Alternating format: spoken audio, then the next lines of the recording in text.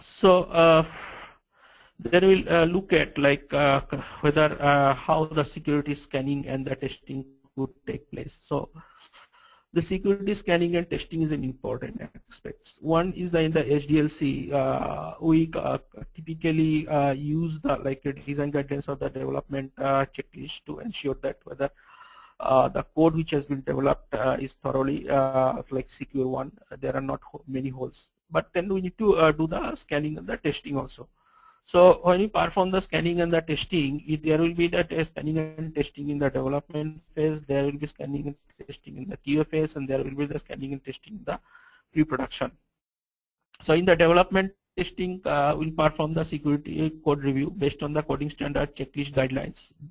It is similar to the coding standard checklist and guidelines which I have demonstrated.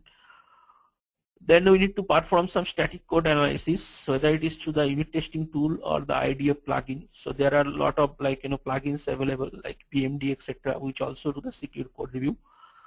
Then perform the scanning and development servers. So once the code has been developed in the individual developer's desktop, and then the code has to move into the development server. The scanning can be performed by deploying a separate tool also in the development server. So this development testing is important. Then we perform the QA testing. Then the code will move into the QA environment, which is a little bit like a larger environment in terms of the integration, etc., like component integration or the interface integration.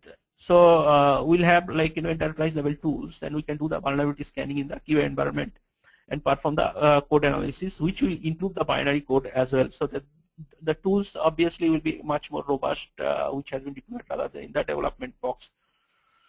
Next, it is more of the pre-production testing. So once the QA testing has been passed, we need to do some kind of like scanning, like vulnerability scanning as well as the penetration testing in pre-production server and perform the binary code analysis. So pre-production testing is like similar environment like production. Means ideally it should be like that. And so we'll do the binary code analysis there, and also integration is also there. So through the different interfaces and through different integration points in the pre-production, thorough like code has to be scanned, and the application has to be tested, like penetration testing, etc. So this is more or less like the methodology for the security scanning and the testing and the steps in development, QA, as well as the pre-production. Next is the security vulnerability scans as well as the code review objective. Here the objective of the security vulnerability scans and penetration testing and code review is to ensure that most of the common security vulnerabilities are addressed, or those security standards which needs to be compliant as per the non-functional requirements defined in the requirement phase. So those applications which are moving into the production should not have the common security vulnerabilities. That is the expectations. And if there are any security vulnerabilities due to testing and the code reviews, it has to be analyzed and plan the remediation or the outstanding risks in every phase. Next is the manual and automated code reviews. The source code quality and the maintainability are the major aspects of the security of each and every application. So there are two types of reviews. One is the manual and the automated way through the static code analysis and binary code analysis. So let us see what is the static code and what is the binary code analysis. The static code analysis is reviewing the source code and analyzing it for programming errors and unsafe construction. But binary code is different. What are the binaries? Specifically jar, CR, and the EXEs, and the third-party applications and the legacy applications. So it is more of the scanning of the binaries, ERs, and the jars, and the legacies.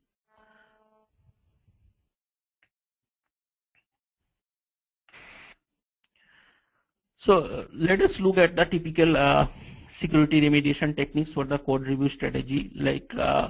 There are manual code review process which goes through the coding standards, guideline, checklist, and the peer review. Apart from that, there are automated tool-based security code review is also there. Say Hampurai tool is there, Java Pathfinder tool is there, Checkstyle tool is also there, and PMD tool is also there. So like PMD or the Pathfinder, the Checkstyle, some of those can be used in different IDEs as a plugin. Okay, so it is like up to the developers and the technology stack as well, that what are the tools they are going to use and how they can remediate in the IDE on low.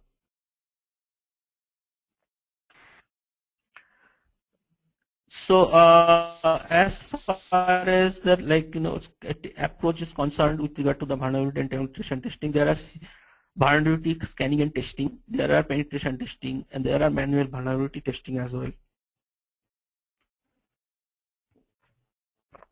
Security vulnerabilities are typically of different types, like cross-site scripting and the response filtering, HTTP attacks, lightweight directory access protocol, and the injection as well. So scanning will be more on the best of the best practices and the custom policies, or the requirement that can be usually specified in the scanners. So there are rules in the tools when you use the scanning on the methodologies which are followed based on the tool. There are the rules which can be set. So the results of the scans will usually produce a report. So each and every tool will produce a report which will highlight the vulnerabilities found and their risk rating. The record should be addressed and documented. Those who have done the security scanning through the tools, they will see that there are lot of vulnerabilities will come, but it is not always possible to remediate all the vulnerabilities. But there are some high ones or the medium ones, or the based on the severities, few needs to be cross-checked and see that which can be remediated. So these are the more or less the using the tool. So when do we talk about the manual vulnerability testing, it will require the knowledge of the application or the intelligent detection of the sensitive data. So or which specifically the test data is very important in the security space. So intelligent detection of the sensitive data will require. There are only these are only partially detectable or impossible to detect by scan tools and require a human intelligence. So we need to be a little bit innovative that which data we are giving as an input, finding out how those can be detected, and the sensitive data will allow the exploitation. So there are only partially detectable or impossible to detect scan tools, but some of the data will require really the lot of human intelligence. So what is the penetration test actually? So penetration test is a method of evaluating the security by simulating an attack by a malicious user. So the intent of the penetration test is to determine what are the feasibilities in the attack and amount of business impact of a successful exploit.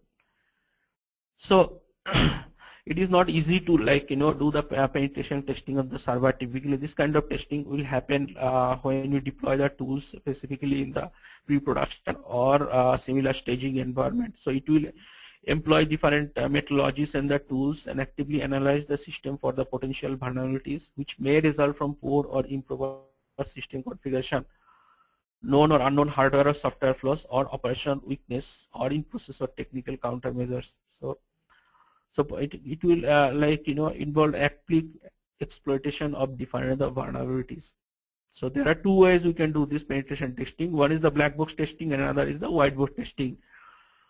So black box testing we do not need any knowledge as user but white box testing will require some knowledge of the system. It might involve the user ID and the password. So combination of different types of different characters and etc. So penetration testing and vulnerability testing, these are the two important aspects. We need to decide on which one to use and when to use. So let us see what is the criteria. All the applications which are typically the external facing systems or the financial systems require the vulnerability and the scanning. But and also we can use different code review strategy from the vulnerability perspective as well as the penetration testing. So external facing system or the financial systems which is actually having the client interfacing and the interfacing with other external application and third-party applications as well will require both the vulnerability and the penetration testing. But those are not the external facing systems or the financial systems, or there is no integration touch points. They do not typically need the penetration testing. Only vulnerability scanning, code review, etc. will hold good. So this is with regard to the security testing and the different vulnerability and the penetration testing. There are two types of scanning strategy. Using manual penetration testing and the code review automated scanning tools. We can use some tools like Temporary, which will allow the fields to be altered manually and using application scan, or the Fortify or OS inspect kind of tools, which will have the automated security analysis. So on top of that, there are other tools as well, like I have mentioned those in the preceding slides. So let us see what the Temporary talks. So some examples like how the unit testing can be done using the Temporary.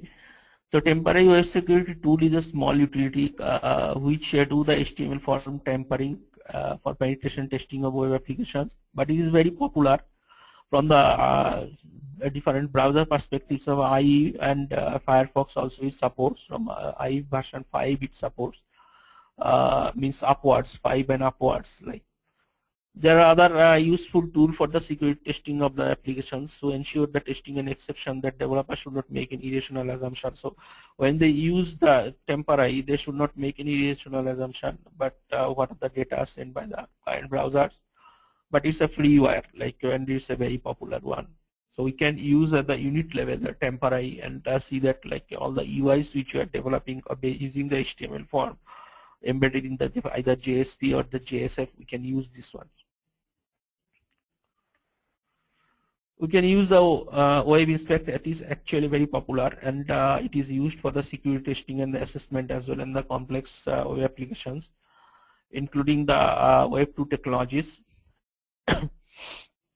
It has got very wide scanning capabilities, and it has got the simultaneous crawl and audit as well as the concurrent application scanning. Fast and accurate automated web application security testing is also possible. So it provides the web service security testing, SCA, and even some of the other methodologies specifically in the database side also you do the proper testing. Another unit testing tool is the security toolbar, which is typically they provide the product web application unit testing. So it can be used the QA phases of the SDLC, and it has got the quality assurance group who can use the toolbar and perform the security and the regression testing. This toolbar also allows both security and non-security professionals who can use the web applications. We can test each page, and there are different functional procedures are also used in the large enterprise. It can test actually the different page or different application, and it provides also the HTML report. This is also one popular tool in the migration strategies also can be used.